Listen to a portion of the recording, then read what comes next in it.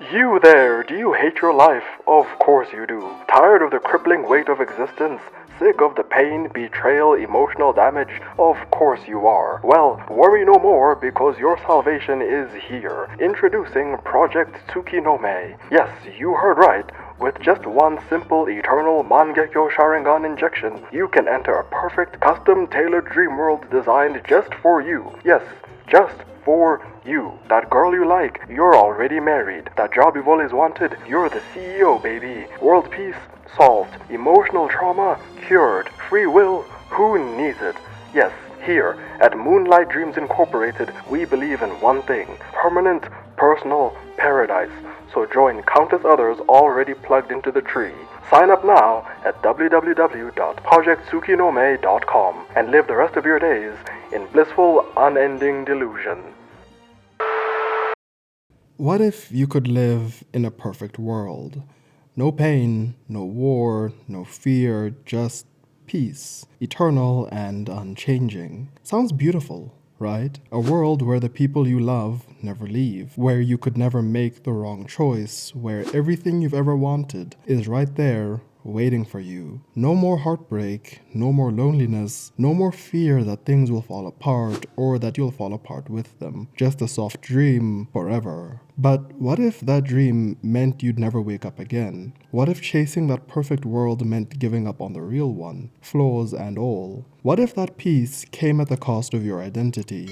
The Infinite Tsukuyomi promised peace, but underneath that light was something far darker. So, let's talk about this so-called utopia and why it's one of the most terrifying fates in Naruto. The Infinite Tsukuyomi is introduced in the 5 Kage Summit arc, and eventually becomes the end goal of Madara, Obito, and Kaguya, via Black Zetsu's manipulation though. An infinite dream where everyone is asleep and living out their perfect fantasies. No war, no fear, no pain, just bliss. When I was in school, I had a friend I would talk to about the Infinite Tsukuyomi, and we talked about whether it was really that bad.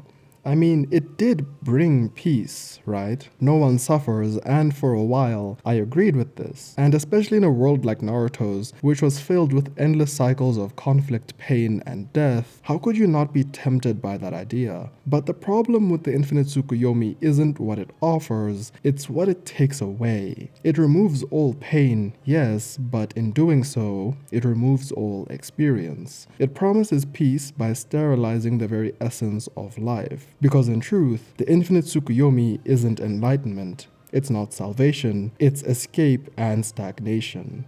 Madara and Obito were both blinded by their grief and tried to impose that pain on the world, believing that forcing everyone into a dream would save them. They thought that if no one feels pain, no one can be broken by it. But healing doesn't come from numbing your wounds, it comes from facing them and treating them. Their need to run from reality was framed as wisdom, like they've seen the truth, but all they saw was their trauma reflected back at them. They believed that detachment was peace, but in detaching themselves from their pain, Madara and Obito also detached themselves from love, growth, joy, and identity, from everything that made them human. They thought they were ascending, becoming the new sage of the 6 paths, but they were just falling, quietly and slowly, into the darkness. And you can see that in the end result of what happens to people trapped in the Infinite Tsukuyomi. They turn into white Zetsu, emotionless, identical, indistinguishable husks of what used to be human. Beings without individuality, experience, or identity. You lose who you are because you're no longer living. You're just dreaming forever. And that's the catch of the Infinite Tsukuyomi. This illusion of peace is just that, an illusion. Obito calls it the only way. He says that there is no hope, but Gaara calls it a lie. Because peace, love, and happiness only mean something when they're real, when there's a risk of loss, when joy is earned through pain. Take away the pain and the meaning vanishes too. If everything is simulated and consequence-free, then what does any of it really mean? You can't be enlightened if you're always asleep. You can't grow if you never move. And that's why the Infinite Tsukuyomi is such a betrayal, not just of the world, but of the human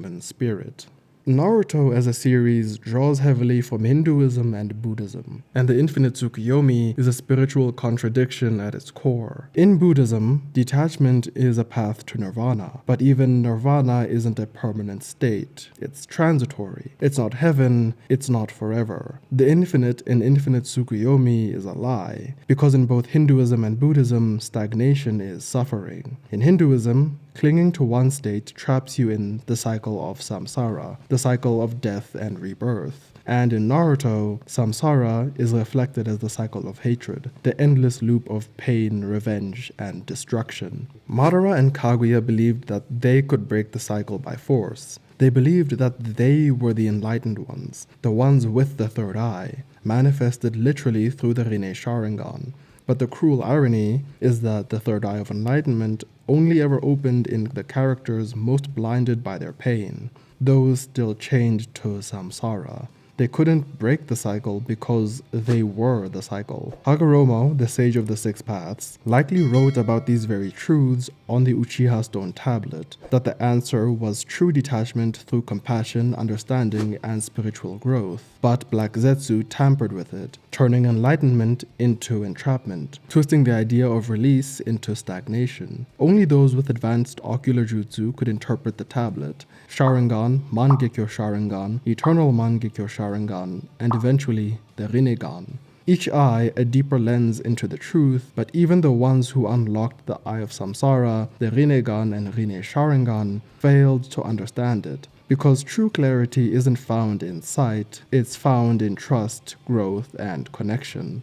So again, on paper, the Infinite Tsukuyomi seems like salvation, and I think a lot of us who watched the Naruto series believed that as well. But in reality, it's a betrayal of everything that makes life meaningful, because as much as it sucks, pain matters, growth matters, being vulnerable and open matters. If we lose that, if we run away into dreams just to avoid feelings, then we're not choosing peace. We're just choosing emptiness. Alright, thank you for making it this far into the video. I appreciate it more than you know. And if you want to check out more of my videos, they are down on my channel. My goal is to get to 1,000 subscribers before the end of the year, and if you left a subscribe, that would go a long way to making that happen. Thank you for watching, and this has been Dufty. Bye.